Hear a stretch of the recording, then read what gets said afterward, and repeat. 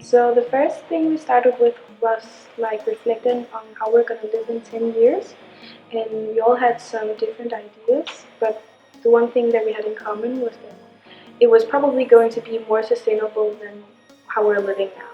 Yeah, and we all wanted to live in the city, most of us.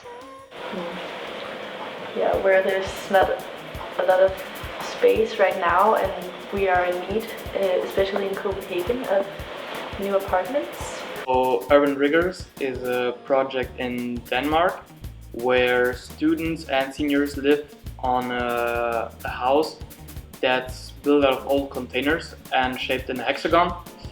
It's floating in an old industrial harbor in I think it's north of Copenhagen. There are 12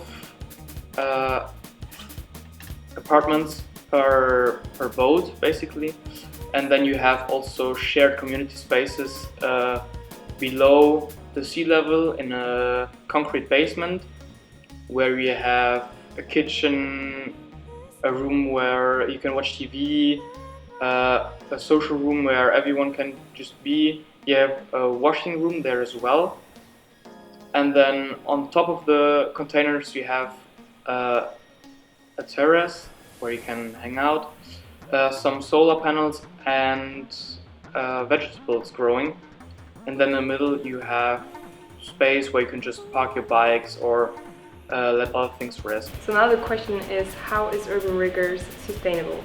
So firstly, they used containers that are already used, and then they also use solar panels to create their own electricity.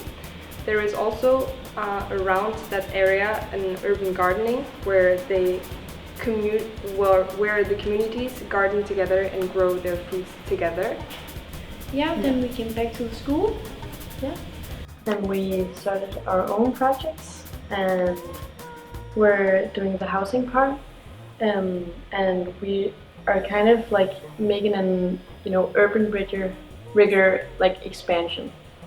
So it's kind of like a new version or like an expanded version, where we talk about like how we can use like containers and stuff like that to build houses for families or students that's maybe cheaper than an apartment in Copenhagen, but close to like the cities, and still sustainable.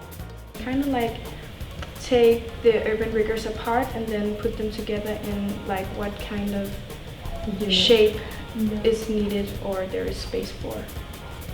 And then on top of the urban riggers, we want to do like gardens, and we want to collect the rainwater and put on solar panels. So like the urban rigger at Restheden, it's kind of like each house is responsible for creating their own cooling and heating. Yeah.